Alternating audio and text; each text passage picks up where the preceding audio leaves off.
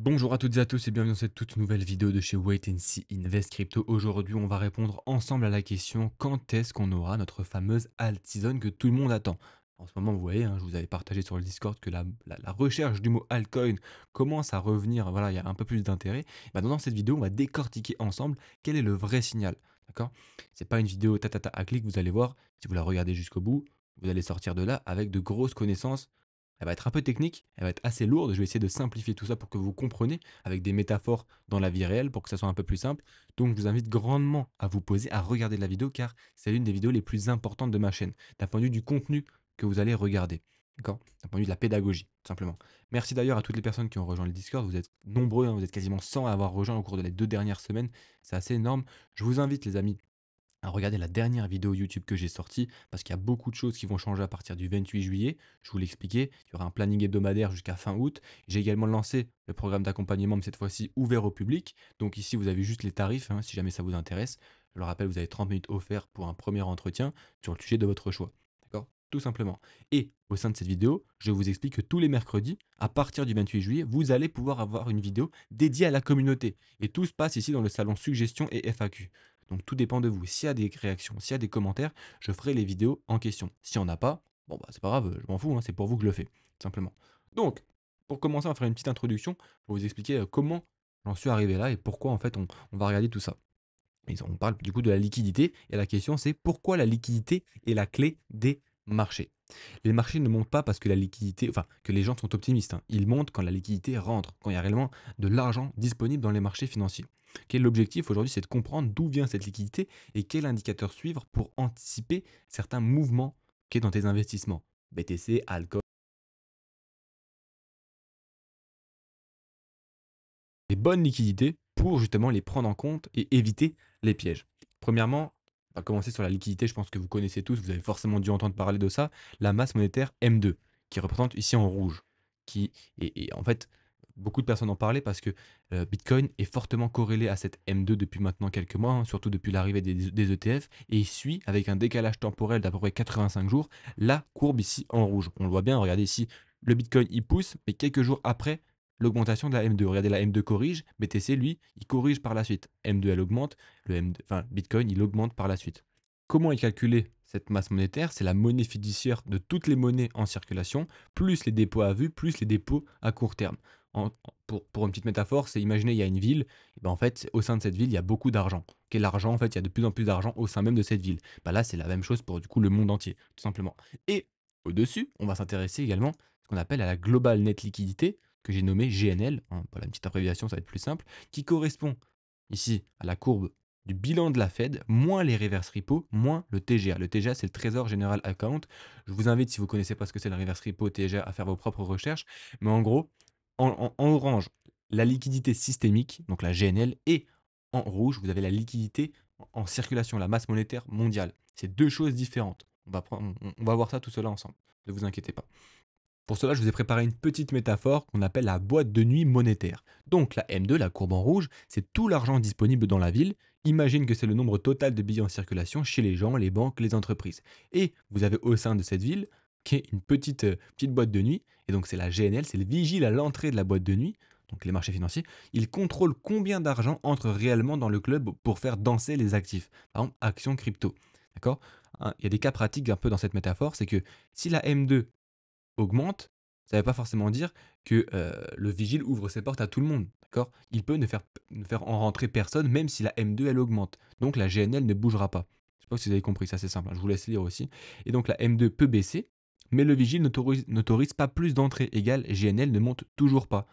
Et la GNL monte quand le vigile laisse entrer plus de monde dans la boîte, égale la Fed injecte activement de la liquidité sur les marchés via QE, baisse des taux, reverse repo, baisse des reverse repo pardon, et dépenses du TGA. D'accord? Donc, pareil, je vais faire des petits dessins pour que vous compreniez bien. Je vais essayer d'aller un peu plus doucement. Donc ici, vous avez la masse monétaire en circulation, qui représente la ville. Il y a énormément d'argent qui arrive au sein de cette ville-là. Mais imaginons, rappelez-vous, hein, c'est pas la liquidité systémique. À côté de ça, vous avez une petite boîte de nuit.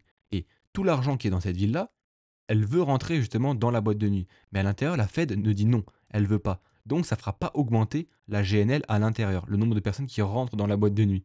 Et en fait, ça, c'est la même chose ici. Vous voyez, ici, on a la masse monétaire M2 qui a augmenté et pourtant et bon, il y a aussi la masse monétaire, aux aux États-Unis, mais vous voyez, la GNL n'a pas augmenté. Ça veut dire qu'en fait, l'argent dans le système bancaire américain, dans cette courbe ici en orange, n'a pas augmenté. C'est ça un peu la différence. Rappelez-vous, en orange, la liquidité systémique, donc tout ce qui est le système bancaire disponible pour les investissements, et en rouge, c'est la liquidité, la masse monétaire en circulation. OK? Ça ne veut pas forcément dire que ah, la masse monétaire en circulation, ça veut absolument dire que ça va faire monter les actifs. Non, il y a d'autres cas un peu particuliers. Mais par contre, la GNL, c'est très important parce que si celle-ci, elle augmente, bah, ça veut dire qu'au sein même du système bancaire financier, il y a peut-être beaucoup plus d'argent pour investir. Et on sait bien que c'est souvent les institutions qui permettent justement de faire monter les actifs à risque, etc. Premier cas, les amis. Vous allez vous poser la question, d'accord, mais là, tu me racontes un peu des bêtises parce que regarde, la M2, elle augmente et le Bitcoin suit. C'est ce que tu m'as dit au début de la vidéo. Je suis d'accord. La M2, bien évidemment, elle sert également pour investir. Il y a certaines personnes qui ont de l'argent maintenant peuvent investir sur le BTC. On l'a bien vu, depuis l'arrivée des ETF, il y a eu un gros afflux massif de liquidités, ce qui permet effectivement au BTC d'augmenter. Il ne faut pas oublier ses valeurs fondamentales au BTC, ok, et il ne faut pas oublier qu'au sein du marché crypto, c'est le number one. Donc effectivement, elle est, enfin en tout cas le BTC est extrêmement bien corrélé actuellement à la masse monétaire M2 en circulation. Mais nous, ce qui nous intéresse, on parle de alt season. On parle de alt season. On va s'intéresser maintenant aux altcoins par rapport à la courbe ici en rouge. Hop, parfait. Donc là, je vous ai mis l'indice Others qui représente la capitalisation totale du marché crypto en dehors du top 10. On se rend bien compte que pendant la grosse phase d'expansion de la masse monétaire, oui, il y a une énorme performance de l'indice Others. Et regardez ici, malgré un nouvel ATH de la masse monétaire M2, les altcoins, elles n'ont même pas fait de nouvel ATH. Donc on constate bien qu'il y a un problème qui est au sein même de l'investissement sur les altcoins. Et ça, il ne faut pas regarder la masse monétaire M2. Alors oui, c'est important, ok, et on voit bien qu'on a eu des performances, hein, il y a certaines cryptos qui ont fait du x60, etc. Et c'est pour ça qu'il faut savoir sélectionner ces projets. Ce n'est pas grâce à cela, surtout, que vous allez voir s'il y aura une alt season ou non. D'accord? C'est grâce à, en fait, à la liquidité systémique qui est présente dans les marchés financiers. Et regardez ici, lorsque je vous la mets, on voit bien qu'il y a un peu plus de cohérence. La liquidité systémique augmente, on a effectivement facilement les orders qui augmentent, ça stagne, bah, voilà, le marché il a du mal en fait à nous faire de nouveaux sommets historiques. Ok. Maintenant, il y a une particularité sur la Fed Net Liquidity que je vous ai présentée en orange. Il existe également la GNL, mais de tous les pays du monde, enfin en tout cas les plus importants, la Chine, l'Europe, les États-Unis et le Japon. Ok. Et donc ça nous donne cette courbe. Je vous l'ai dit les amis, c'est un peu technique, j'espère que vous me comprenez assez bien, mais non, normalement ça devrait le faire, hein. Je ferai des petits points à nouveau pour rappeler un peu ce que ça veut dire, ne vous inquiétez pas. Je me permets de faire une petite parenthèse. Voilà, comme vous savez, j'ai lancé du coup le programme d'accompagnement, hein, qualitatif, hein, je préfère la qualité plutôt que la quantité. Donc, les premiers arrivés, premiers servis, il ne reste plus que 7 places. Vous avez juste ici à cliquer ici sur tarif Wait and See Invest Crypto pour regarder un peu les différents tarifs. Et si jamais vous souhaitez être accompagné, apprendre tout ce que je sais, tout ce que je vous partage, bien évidemment, au bout d'un moment, je vais arrêter tout ça et également avoir de bons prix d'investissement, comprendre l'économie, comprendre l'analyse technique, comprendre le money management. Voilà, vous m'envoyez un message, que ce soit sur Discord ou à l'adresse mail support@waitseed-du6myinvest.com, tout simplement. Donc, maintenant, regardez, je vous ai rajouté la Global Net Liquidity juste en dessous. Cette GNL, ok, ne correspond pas à celle uniquement de la Fed, mais bien à celle de l'Europe, du Japon, de la Chine et des États-Unis. Et là, en fait, on le voit un peu mieux. Si je vous mets tout ça en logarithmique, hop, attendez. Parfait, regardez, je vous ai mis ça du coup sur l'unité de temps mensuelle. On est toujours sur Orders. Regardez la corrélation flagrante. La GNL, elle augmente, Orders augmente. La GNL stagne, l'Orders stagne. Augmentation de la GNL, augmentation de l'indice Orders.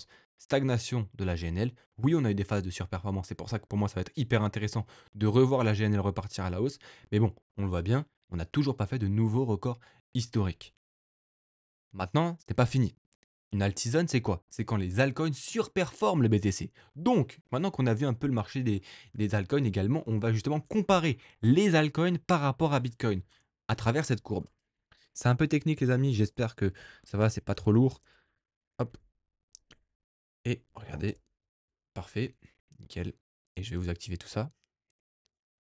Parfait. Donc là, ce que vous voyez, c'est les altcoins par rapport à Bitcoin. Quand la courbe ici monte, ça veut dire que les altcoins surperforment le Bitcoin. D'accord? Et regardez, comme par hasard, actuellement, la GNL, elle n'a toujours pas augmenté. Qu'est-ce qu'a fait Others par rapport à Bitcoin? Il n'a toujours pas augmenté. Mais par contre, dans les phases de performance, Regardez, la Hodor surperforme BTC. Et donc ça, c'est des signaux d'alt season, les amis. Je l'invente pas, c'est devant vos yeux.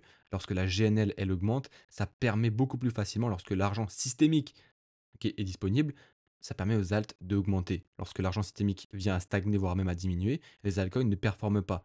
Bam, argent systémique qui commence à augmenter, les altcoins surperforment le Bitcoin. Et donc, eh bien, ça fait quasiment 4 non, ça fait depuis quand? 2022, fin 2021, début 2022, il me semble? Ouais, ça fait quasiment 4 ans que nous sommes en bear market sur les altcoins par rapport à Bitcoin. Et un jour, ouais, il y a des cycles monétaires, la GNL pour moi va reprendre de la force, va certainement réaugmenter. Et c'est là, en fait, quand vous voyez une augmentation à nouveau de la GNL, que vous verrez certainement votre fameuse alt season.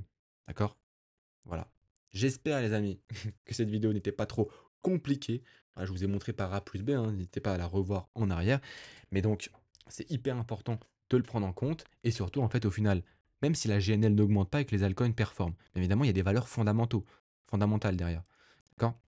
Mais du coup, il faut avoir une stratégie d'investissement cohérente avec justement l'économie. Si tu vois bien que la global liquidity n'est pas favorable à la prise de valeur des altcoins, est-ce que tu vas holder pendant je ne sais combien de temps? Est-ce que tu vas pas prendre de profit?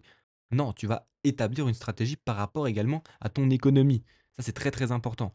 Et je pense que les personnes qui regardent cette vidéo et qui prennent en compte tout ce que vous venez de voir, c'est vous qui allez être les grands gagnants sur les marchés financiers.